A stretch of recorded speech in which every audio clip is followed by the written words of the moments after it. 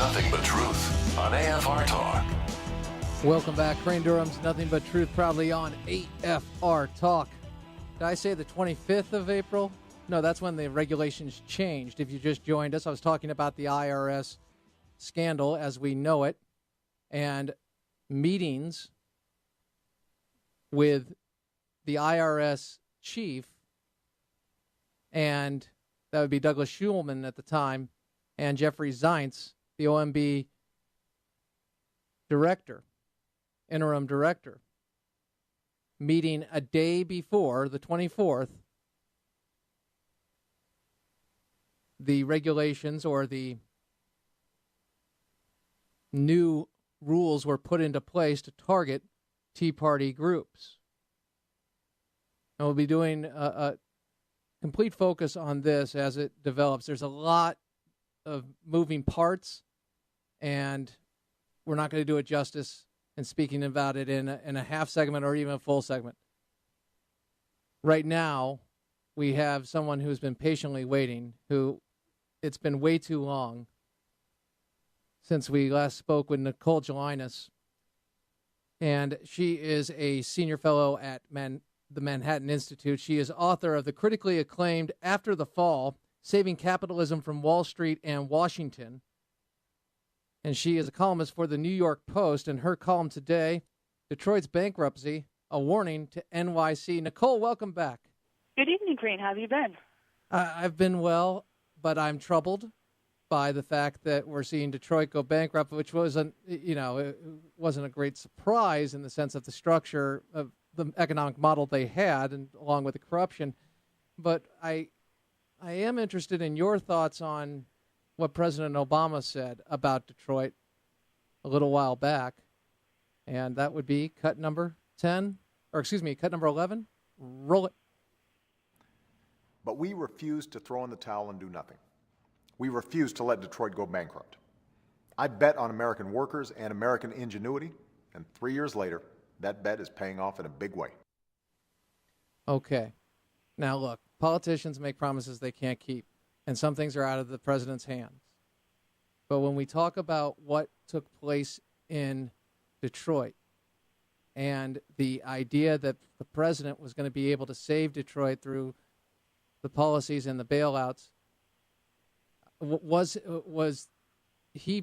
that plan part of its demise, Nicole? Well, it's interesting because the president obviously bailed out the two auto companies in Detroit, Chrysler and GM, and the auto companies are doing well, but they're doing well with fewer employees making less money. And so having the industry recover does not guarantee that the city recovers. And first of all, a lot of the auto workers, including the minority workers, live outside of Detroit city limits. So they may have jobs, go to work in and around Detroit and the suburbs, but the city of Detroit does not benefit from that. And it's a good lesson that people always say, well, if our local industry can recover, we'll be fine. Well, sometimes your local industry can be doing just fine, but it's not creating jobs for your city.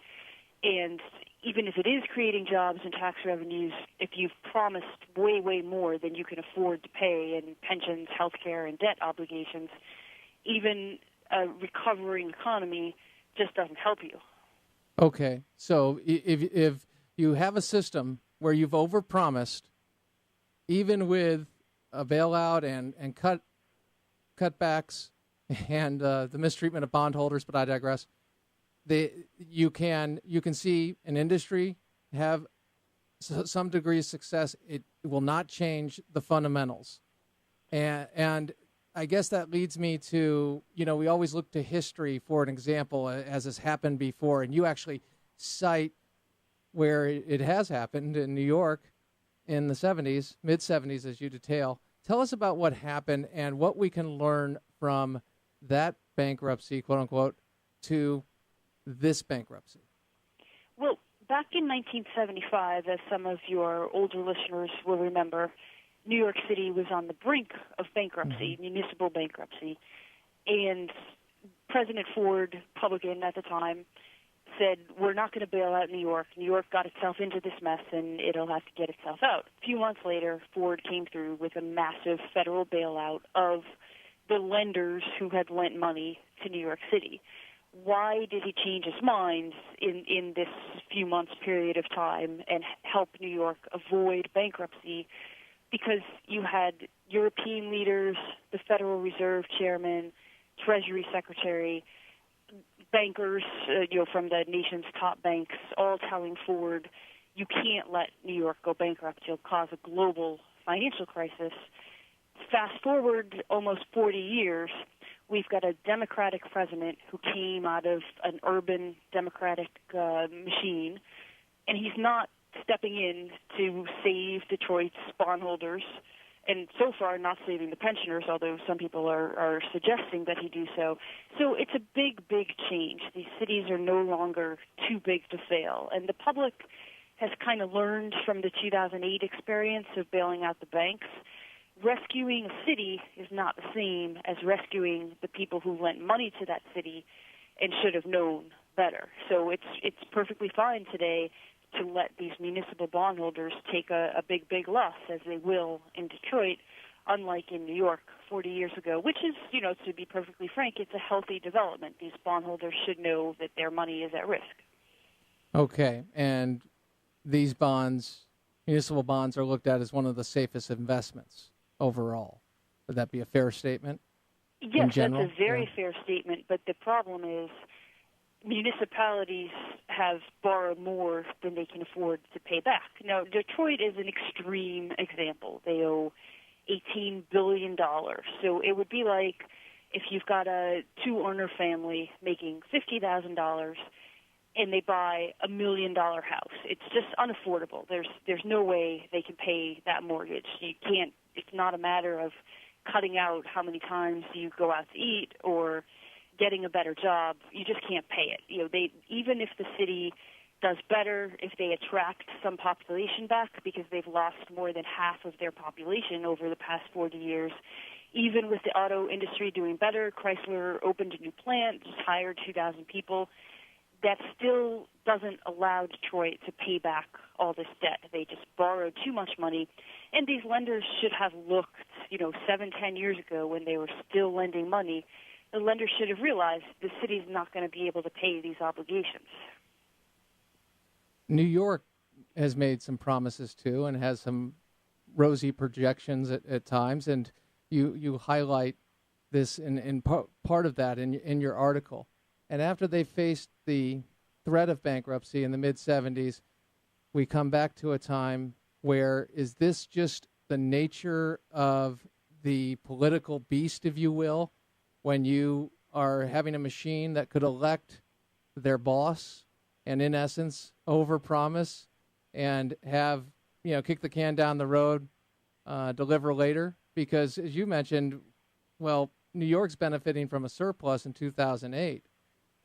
Please explain how New York's threat of bankruptcy and averting that by a bailout has not really changed the fundamentals when it comes to the overpromise, underdeliver.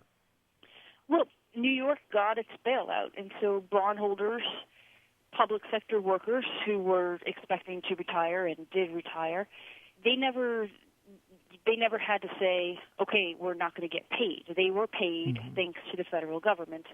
So the city really never had an incentive to cut back. And they thought the problems they had back then were more short-term problems. Every year, the city was spending more than it took in. Today, the problems are kind of more long-term and permanent, that if the city owes, for example, $88 billion worth of health care insurance to future public sector retirees, hasn't put aside money for that promise. So it would be much better if the workers for the city were saying, gee, I don't know if the city's going to be able to pay these benefits in 10, 20, 30 years, and so maybe I shouldn't expect them to pay because they're not going to be able to pay. That hasn't happened because they can see there's a history of having bailed out the city. Different situation today in Detroit, where if you're a retiree in Detroit, you can be sure that you wish that you had asked these questions 20, 30 years ago. And hopefully public workers in other cities will learn from this lesson, that if your union leader is promising you something, but there's no money set aside for it, you shouldn't expect that it's going to be there in a decade or so. So don't expect Washington to come in. You're saying let it happen. Don't bail him out. You're with President Obama, seemingly, of what message he's sending right now. You're saying let the process move forward. Yeah, so far he's been very quiet. He hasn't said a word that I've heard about the city of Detroit going bankrupt, as opposed to the auto industry and the kind of vernacular, saying Detroit to mean the auto industry a few years back. And his auto bailout advisor, Steve Rattner, wrote in the New York Times over the weekend, well, we should think about bailing out the pensioners at least, but not the bondholders. But the problem with doing that is that you run into problems in bankruptcy court. The federal law says you've got to treat everyone fairly, so you can't really give the bondholders a big hit and protect the pensioners. Didn't they do that? Didn't they already do that with the Chrysler? Well, the Chrysler bondholders? employees did take a loss. They lost their guaranteed health care benefits in retirement. So it wasn't done very well. I agree with you. The auto bailouts were done very, very poorly.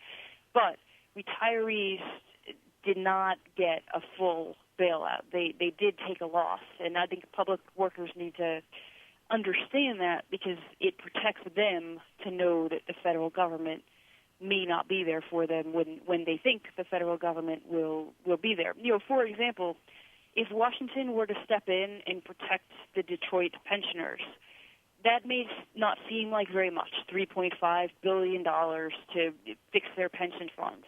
But there's unfunded pension funds across the country.